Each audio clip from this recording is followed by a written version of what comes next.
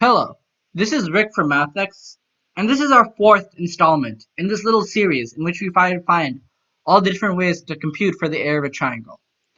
Today we'll be using a method that I like to refer to as the Arson method. And I use this term Ars because it helps me remember the formula to use. Now this formula is A is equal to Rs in a diagram that looks kind of like this, where A is the area, R is the inradius, and S is the semiperimeter. Now, this method might look a little useless because in the past we found the area of a triangle using simple stuff about the triangle, like its sides, its base, its height, or an angle. But in this way, we're using the inradius, which we've never really done before. How do we even generate the inradius? Well, that's not so difficult. Because the inradius is just the distance between the incenter and each of the sides of the triangle. And we can generate this incenter by finding the point of intersection between all the angle bisectors of this triangle. So in this case, we draw angle bisectors AS, RC, and BQ, and we see they're all concurrent at the point P.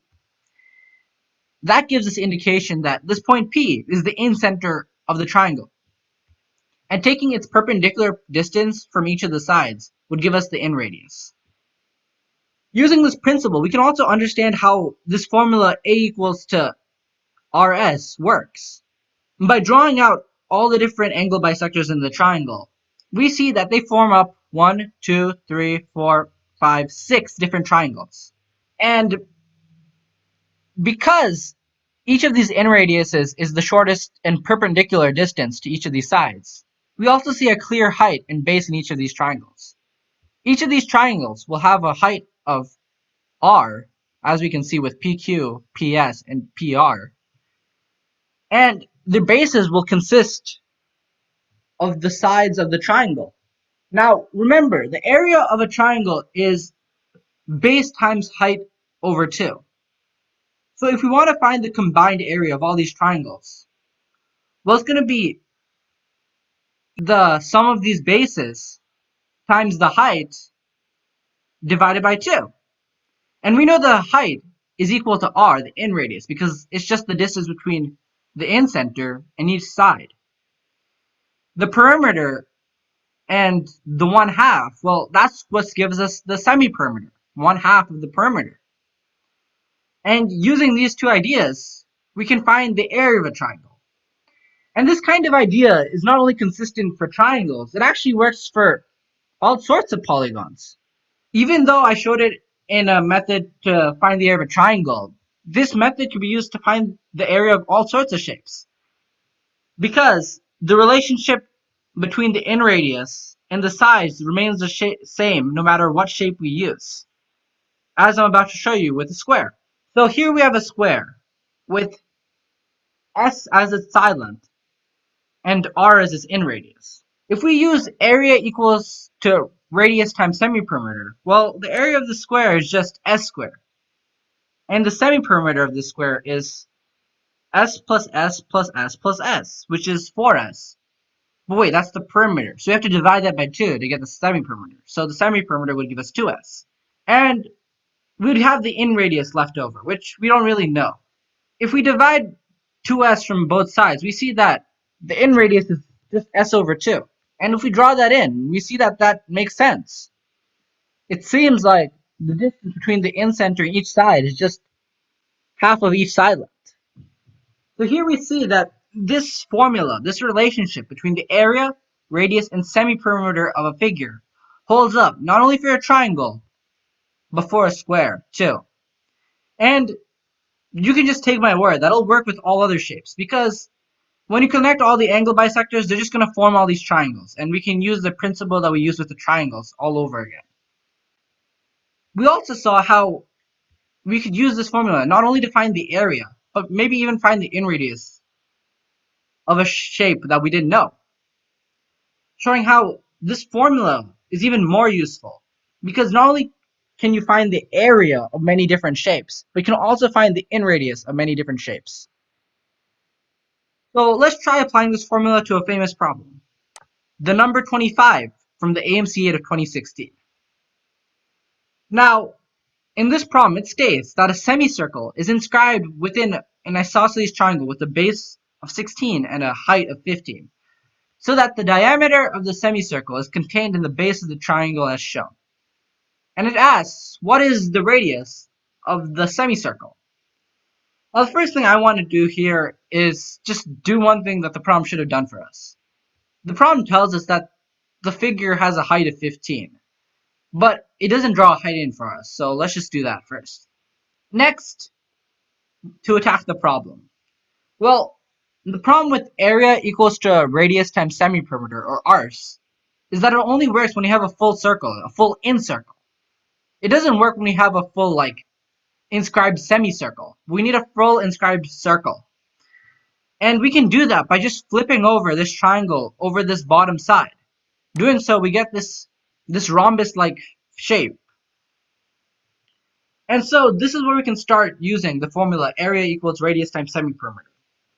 We can switch around the formula. Typically, it's area equals radius times semiperimeter, but dividing the semiperimeter by both sides would give us in radius is equal to area over semiperimeter. And that's what we're looking for. We're looking for the radius of the semicircle. So we can find the area by doing base times height over 2. And that's pretty simple because it tells us in the problem the base is 16 and the height is 15. So the area of the triangle would just be 15 times 16 over 2.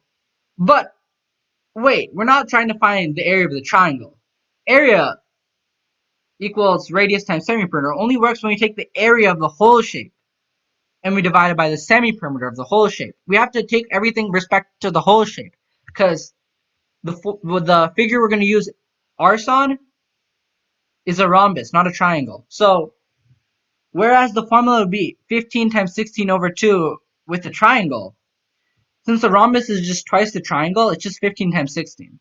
So with that, we get that the area of the rhombus is 240. Now, we just need to find the semiperimeter and divide that from 240. Well, this is where we can use some basic Pythagorean theorem. We already know the height is 15, but it also tells us an isosceles triangle. The height of an isosceles triangle will bisect the opposite side. So even though the whole side must be 16, since it bisects 16, we know that this part of the side is equal to 8. And by a simple Pythagorean theorem, since this is the height, it's perpendicular, that means that 8 squared plus 15 squared is equal to 17 squared, because we can apply the Pythagorean theorem on it. It's a right triangle. So, using these numbers, and the fact that 8 and 15 make up a commonly known Pythagorean triplet, and 8, 15, 17 triangle, we see that S is 17. Each of the side lengths of this isosceles triangle is 17. So, with that information in mind, we can find the perimeter and then the semiperimeter. The perimeter would be 68 because we do 17 plus 17 plus 17 plus 17 for each of the 4 sides.